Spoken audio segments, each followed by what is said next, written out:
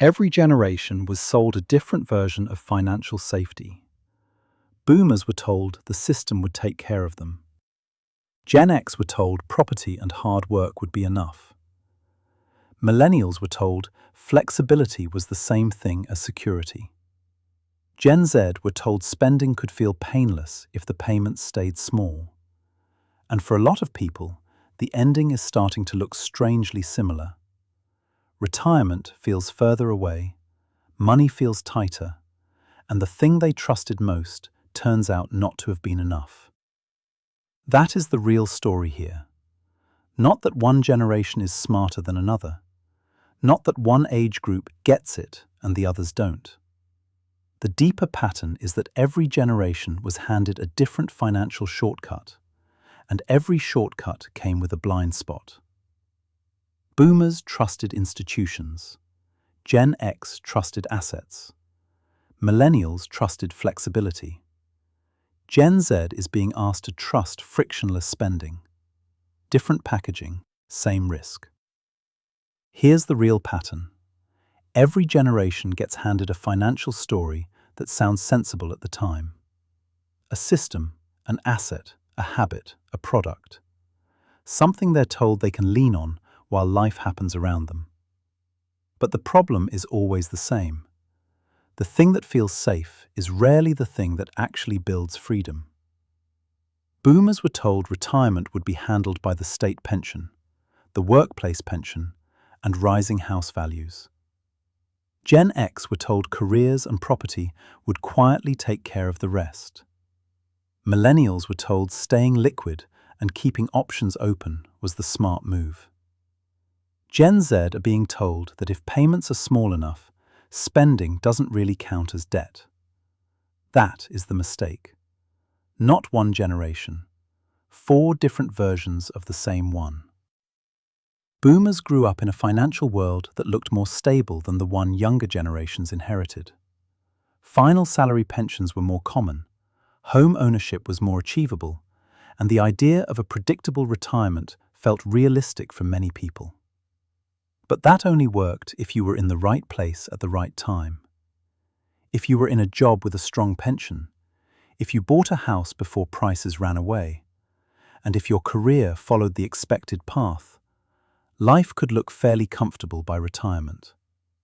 If you weren't in that group, the system could be a lot less forgiving. That is why so many boomer conversations about money have this split feeling to them. Some people really did build a decent retirement. Others followed the rules and still ended up exposed. Recent UK research found only 51% of baby boomers are on track for retirement. And UCL has highlighted that 1 in 6 people approaching late 60s have no private pension at all. The system looked solid. For a lot of people, it wasn't. That's the lesson from the boomer generation. A generous-looking setup can still fail if you mistake a good environment for a personal plan. And that matters now, because a lot of younger people still assume that if they just get into the right system, the outcome will take care of itself. History says otherwise. Gen X is the generation that gets squeezed from both sides and forgotten in the middle. They are old enough to feel the pressure of adulthood properly, but young enough that nobody wants to hear them complain about it. They are often juggling mortgages, children, aging parents, and retirement planning at the same time.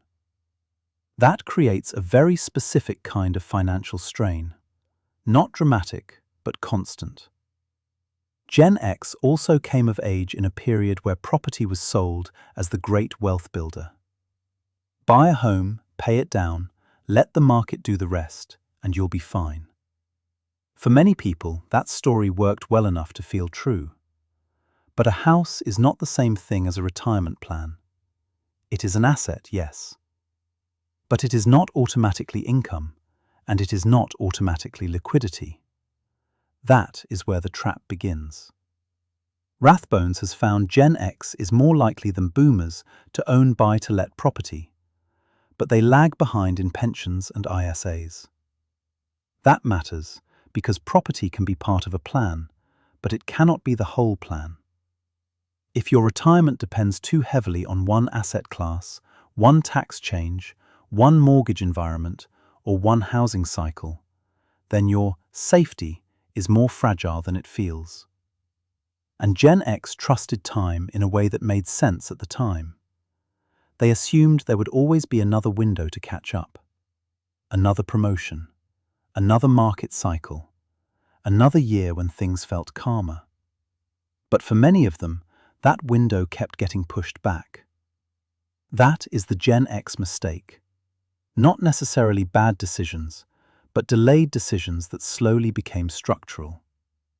The lesson here is uncomfortable. If you keep treating your financial future as something you will fix later, later eventually becomes expensive. Millennials were told something quieter, but just as dangerous. That being flexible was the same thing as being financially smart. This generation got a lot of advice that sounded responsible. Keep your money accessible. Don't lock everything away. Stay nimble. Wait until life is more stable. Start investing once you've got more breathing room. That all sounds sensible. The problem is that later is one of the most expensive words in personal finance. Because what often happens is not that millennials don't care about money. It is that they keep postponing the decision to build assets while assuming the future will somehow create better conditions for starting. And it rarely does. Life gets more expensive. Rents rise. House prices keep climbing. Responsibilities stack up. And every year of delay means the money you could have put to work is now being asked to do less from a standing start. This is why the millennial trap is not really laziness or recklessness. It is caution mistaken for a strategy. Cash feels responsible. Cash feels safe. Cash feels flexible. But cash also loses ground if it sits still for too long while inflation keeps moving. That is why so many people feel like they are doing the right thing and still not getting ahead. They are technically saving, but not necessarily building. Gen Z is doing one thing better than people assume. They are paying attention. A lot of older commentary treats Gen Z as financially careless by default, but that is too simple.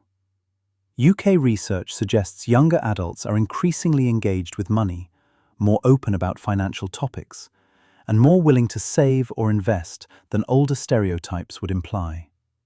So this is not a generation that simply doesn't care. But Gen Z has a new problem. The modern financial system is excellent at making debt feel clean. That is the part that matters. Buy now, pay later is the perfect example. On the surface, it can be useful. It lets people spread costs, smooth cash flow, and manage timing. But it also fragments spending into small, easy pieces that hide the full cost until later. A purchase that once felt like a single decision now feels like a series of harmless-looking ones. That changes the psychology of buying. If debt is visible, it feels heavy. If debt is broken into tiny chunks and spread across multiple apps, it feels lighter than it really is. That does not make it harmless. It just makes it harder to notice in real time. And that is why Gen Z is facing a different version of the same old problem. Not because they are lazy, but because the system around them is designed to reduce friction on spending while making the long-term consequences easier to ignore.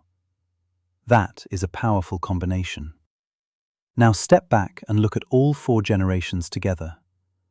Boomers were given systems. Gen X were given assets. Millennials were given flexibility. Gen Z were given frictionless spending. Different packaging, same outcome. Because the real danger was never the pension, the house, the cash, or the app. The danger was believing that one convenient thing would do the work of a full plan. That is the pattern people miss. Financial freedom does not come from trusting whatever your generation was told was safe. It comes from building assets that you actually control. That is the part that matters most, because it turns this from a generational complaint into a practical lesson. The lesson is not, do the opposite of whatever your generation was told. The lesson is, stop outsourcing the whole job. Do not assume a pension will save you if you never check whether it is enough. Do not assume a house will protect you if you never built a broader plan around it. Do not assume cash is a strategy if it is just sitting there losing value. Do not assume small payments are harmless if they are quietly stacking up in the background. The real skill is not predicting the future perfectly. It is building in a way that still works when the future is messy. So what should you do with that? First, automate investing before lifestyle inflation gets to your spare cash. If money reaches your account and you have to decide what to do with it every time, spending will usually win more often than you think. Second, treat your pension, house, and savings as parts of a plan, not the whole plan. Each one has a role, but none of them should carry all the weight on its own. Third, if you use BNPL, budget for it exactly like any other debt. If it is a real payment, it needs to be in the real budget.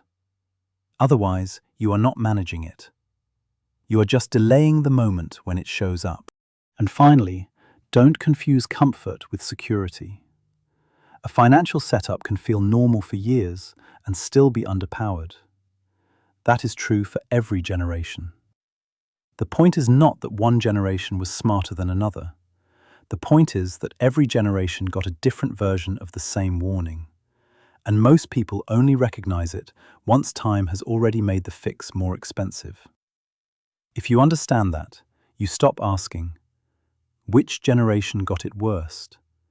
You start asking the better question, what am I trusting right now that is actually not enough? That is the question that changes everything.